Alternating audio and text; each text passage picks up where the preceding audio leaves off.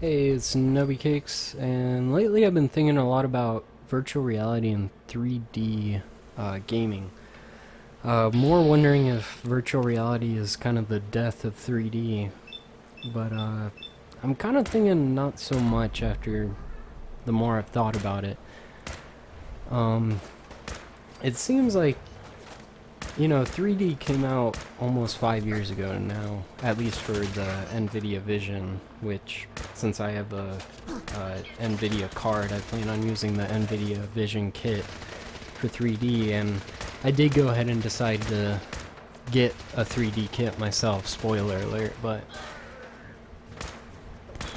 I've just been thinking there's a lot of things with VR that aren't really practical to the average gamer. Not to mention the fact that it's very new still, so there's going to be a lot of stuff that needs to be worked out from just consumer reports on how it actually works in reality.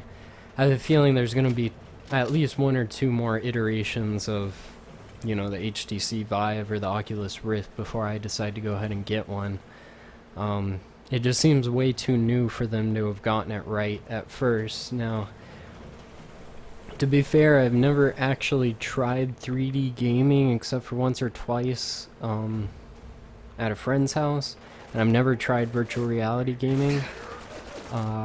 Like I said, I have ordered the NVIDIA Vision 2 kit for my setup, but one of the problems I know that people bring up with 3D gaming is that unless you already have a monitor that's 3D capable, which basically just means that it's 120 hertz or greater, then you would have to buy a new monitor specifically for that. Now, I actually got, it's a Asus VQ248, VG248QE, I think is what it is. It's a 24-inch, 144 hertz Asus monitor, 1080p. I got it for the 144 hertz and the really low response time and lag.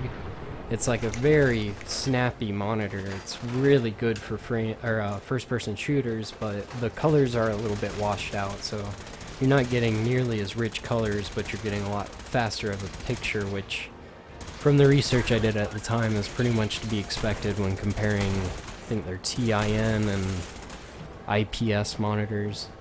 I forget which one this one is, but it's the one with the higher response times, obviously. But anyways, this monitor not only is already above 120 hertz capable, but it also has something called light boost, which will like strobe the light of the backlight for the monitor, which decreases the effect that kind of causes headaches in a lot of people when they use 3D. So I already have that covered, and I got the monitor just because at the time it was the most fitting for what I wanted, and it just happens to also be 3D capable. It has a giant 3D symbol on the base of it. And I've always kind of had it in the back of my mind and wanted to get the 3D kit, but at first it seemed like not many games were supported, and then more time went on. By the time I got the monitor, I only got this monitor a year, maybe a little longer ago.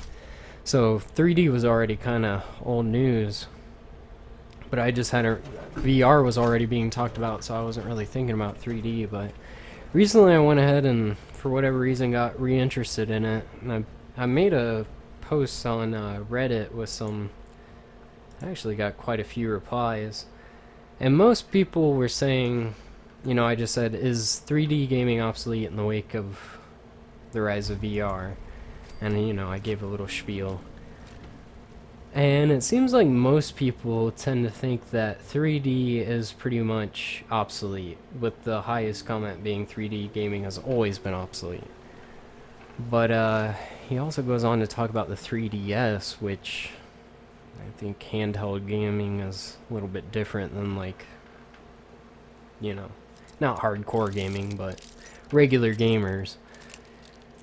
So anyways, I don't know, there were a handful of replies from people supporting the choice to get 3D, and apparently NVIDIA has ceased their formal support of 3D vision for games.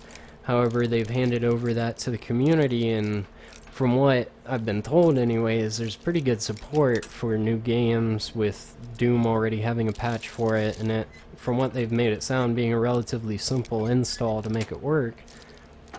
One of the other big concerns I have was trying to capture gameplay in 2D while gaming in 3D, but I may have found a workaround for that. I'll have to try it out before I know for sure. But some of the issues with VR that I was thinking about were, first of all, just the space constraint.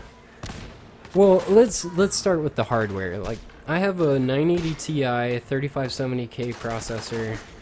Like, my computer's pretty powerful, but it's kind of on, you know, it's not obviously way powerful enough to do VR. It basically is for most 3D games, but VR requires a whole nother level of processing, which you'll probably need the 10 series of NVIDIA or equivalent AMD to really maximize. And most AAA titles, as far as I know, aren't VR supported, so that's another big thing, is that, or not necessarily not supported, but they won't be able to be handled by the computer's hardware if you're playing on something that's, I don't know, unless you have two 980 Ti's or a Titan or something like that, I don't see how you could play on the same level of graphics in VR as you could in 3D or even 2D. Well, obviously 2D, but even 3D, I guess. So, there's that. And then, besides that, there's also the cost of the headset, which I'm not sure about the Vive cost, but I know that OS VR is cheaper, and it's still $300. And the NVIDIA Vision 2 kit was, I found a used kit on Amazon for $100, and I think they're new like $130 or so. But anyways, they're cheaper for the headsets. 3D you can get, or the 3D Vision, you can get a wireless headset with the IR transmitter, which is what I got. VR, you're pretty much locked down to a cord, not to mention the headset itself is, you know, a lot bigger. It's a big bulbous thing on the front of your head. It seems like it wouldn't be as, you know, it'd be more noticeable than a 3D glasses, even though, I mean, the immersion's still better because you're completely surrounded, not looking at a screen. But that also brings me to another point where when you're playing a video game, you're really only concerned about what's in front of you, because you can't shoot at things behind you, you can't, I don't know, you're just not ever operating. You're controlling a character in the game, so if they just look over their shoulder, it's not like you can shoot over your shoulder. It just doesn't seem very practical for actual video games, not just like explorative or simulation type games. So there's that. And then to add to kind of the same point, where I play my computer, I have about, I don't know, 4 square feet of motion in a circle. So if I were to be wearing VR, I just feel like I wouldn't have enough room to move around unless I move my computer to a way more open room area, whatever. And even then, I feel like I might accidentally run into something. And plus, I feel like until they have something better to control your avatar in the game, if you're holding a controller or using a keyboard, you're already being taken out of the immersion that much. So 3D, like, even though you can only see a certain range as opposed to VR, it still seems like it's within a comfortable range with the fact that you're already using keyboard, controller, whatever, and you don't actually have like gloves, or I know the Vive has the little joystick type things that you can wave around, but it's still not like you're completely there, even though you can see you are. You can't control your avatar there completely, and it still takes away a little bit too much of my situational awareness to feel comfortable when I'm playing a video game and moving around like I might be in certain games. It's disorienting when you can't hear yourself. If I cannot see out of my peripheral when I'm playing a video game, I mean, I don't know, I feel like it just needs to get to a higher point where it's been tested by more consumers to where I'll feel like it's more realistic, and maybe by then I'll have more space to move around. But it's kind of like 3D and surround. Like, I'll give you that. 3D is only You know, maybe a 60-degree cone of vision 3D. VR is like 3D, but in 360 degrees in all directions. So, you know, obviously it's better in the immersive quality, but I don't feel like the games are going to be able to be played on it for, I don't know, at least a year or two. We have to wait and see what the 10 series NVIDIA cards benchmark at, but usually they're overhyped. Right now they're saying about twice the power of the equivalent 9 series for like the 1080. But I don't know. Usually they're overhyped a pretty good bit, and we'll have to wait and see what they actually do. But it just brings me to the conclusion that for now, I think 3D would be a good stepping stone to VR when it's more practical.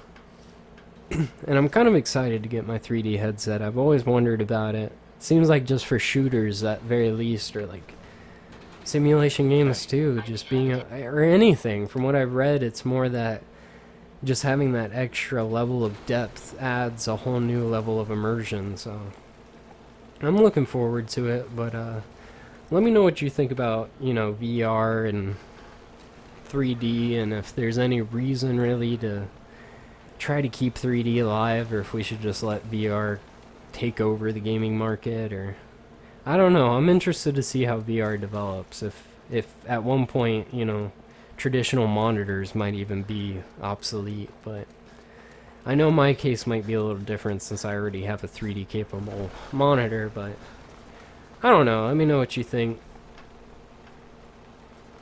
See you guys next time.